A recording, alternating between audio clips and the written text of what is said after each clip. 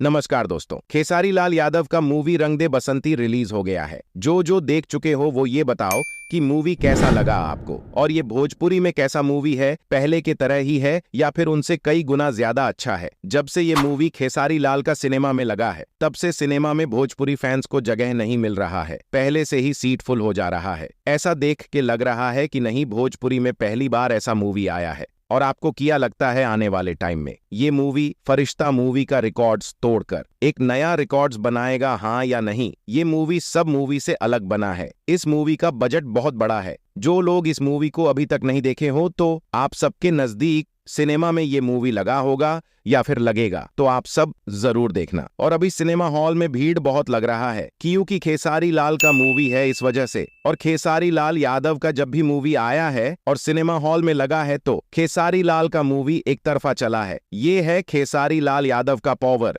ऐसे ही नहीं कहते हैं खेसारी लाल को भोजपुरी किंग। फिर मिलते हैं अगले वीडियो में, तब तक आप सब रंग दे बसंती मूवी देख के एंजॉय कीजिए।